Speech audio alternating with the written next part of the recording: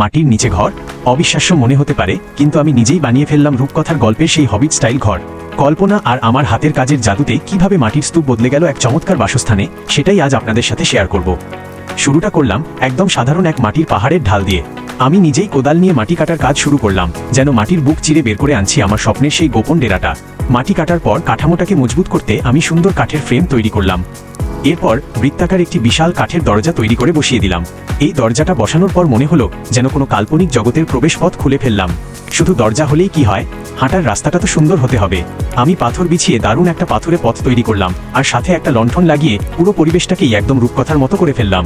এবার ঘরের ভেতরের কাজ। ভেতরটা ছিল অন্ধকার এক গুহার মতো। আমি নিজেই মাটি সরিয়ে মেঝে সমান করলাম। এরপর একে একে ওয়াটারপ্রুফ শিট, কাঠের কাঠামো আর ইনসুলেশন বসিয়ে মেঝেটাকে একদম বাসযোগ্য করে তুললাম। এরপর শুরু করলাম ছাদের কাজ। উপর থেকে লণ্ঠন ঝুলিয়ে পুরো ছাদটাকে কাঠের প্যানেল দিয়ে এমনভাবে মুড়িয়ে দিলাম যে মনে হচ্ছিল এটা আসলে কোনো দক্ষ কারিগরের কাজ।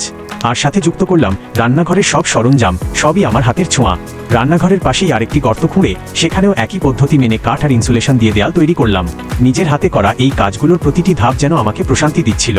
সবশেষে আসল সাজসজ্জা। মেঝেতে গালিচা, বিছানা, আরামদায়ক বালিশ আর দেয়ালে তলোয়ারের মতো শোপিস সাজিয়ে নিলাম।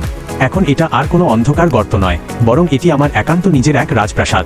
দেখলেন তো, ইচ্ছাশক্তি থাকলে মাটি খুঁড়েও স্বর্গ বানানো সম্ভব। এখন লণ্ঠনের মৃদু আলোয় বসে পাহাড়ের এই নীরবতা আর নিজের হাতে বানানো ঘরের উষ্ণতা উপভোগ করছি। বন্ধুরা, আপনারা কি এমন একটি হবিট হাউসে থাকতে রাজি আছেন? নাকি নিজের এমন একটা ঘর বানানোর জন্য আপনাদের হাতে কোদাল তুলে নিতেও আপত্তি নেই? কমেন্টে জানাতে ভুলবেন না, কিন্তু আমি সবার মন্তব্য পড়ার অপেক্ষায় রইলাম।